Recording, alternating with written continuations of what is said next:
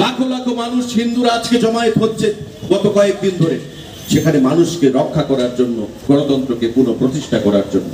তাই ভারতবর্ষের যে সংবিধান আমাদেরকে মৌলিক অধিকার দিয়েছে কথা বলার, ফান্ডামেন্টাল রাইট অফ স্পিচ, আমার সংবিধান আমাকে ক্ষমতা দিয়েছে।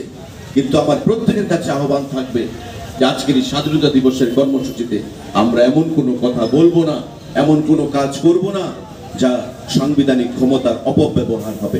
আজকে পার্শ্ববর্তী দেশে সেই সাংবিধানিক ক্ষমতার অপব্যবহার হয়েছে, বিগত কয়েক সপ্তাহ ধরে ষড়যন্ত্র হয়েছে গণতান্ত্রিক সরকারকে ফেলে দেওয়ার নামে।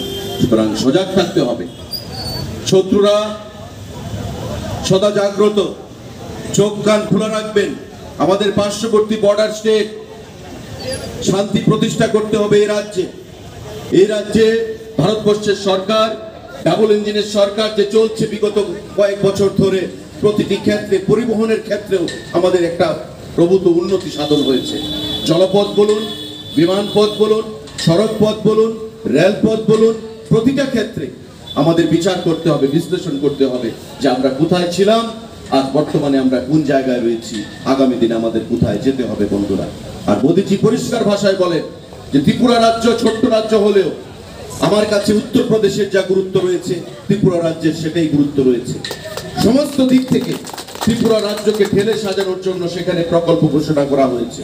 আমাদের মুখ্যমন্ত্রী প্রতিটা ক্ষেত্রে রাজ্যকে উন্নয়নের জন্য চেষ্টা করে যাচ্ছেন। আমাদের প্রধানমন্ত্রীর সঙ্গে কথা বলে, আমাদের কেন্দ্রীয় সরকারের সঙ্গে কথা বলে, আমাদের যারা প্রত্যেকটা নাগরিক, প্রত্যেককে দায়িত্ব নিতে হবে যাতে ত্রিপুরা রাজ্যের উন্নতি, ত্রিপুরা রাজ্যের প্রগতি যাতে কোনো অবস্থাতেই ওই বাংলাদেশের মতো অবস্থা না হয়। অনেকে স্বপ্ন দেখছে যে বাংলাদেশে যা হয়েছে সঠিক হয়েছে, এভাবেই ক্ষমতা দখল করতে হবে। তবে সেটাই যদি হয়, তবে গণতন্ত্রের কোনো ব্যাখ্যা রইল না, গণতন্ত্রের কোনো প্রয়োজনীয়তা রইল না, সংবিধানের কোনো প্রয়োজনীয়তা রইল না।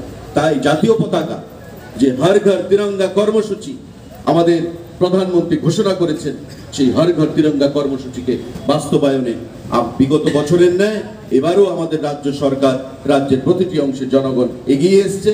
আমি প্রত্যেককে ধন্যবাদ জ্ঞাপন করছি, পরিবহন দপ্তরকে ধন্যবাদ জ্ঞাপন করছি, যারা কার্যকর্তারা রয়েছেন আমাদের বিএমএস এর, তাদেরকে ধন্যবাদ জ্ঞাপন করছি আমাদের এই আজকের কর্মসূচিতে সাহায্যের হাত বাড়িয়ে দেওয়ার জন্য। সবাইকে অবশেষে এই জাতীয়তা বোধে উদ্বুদ্ধ হয়ে আগামী দিনে আমাদের যে সুপ্ত জাতীয়তা বোধ তা জাগ্রত করে আগামী দিনে এক ত্রিপুরা শ্রেষ্ঠ ত্রিপুরা, এক ভারত শ্রেষ্ঠ ভারত আমরা গড়ব। সবাইকে আজকের এই আহ্বান জানিয়ে আবারও আমাদের ৭৮তম স্বাধীনতা দিবসের সবাইকে অনেক অনেক শুভেচ্ছা, অভিনন্দন।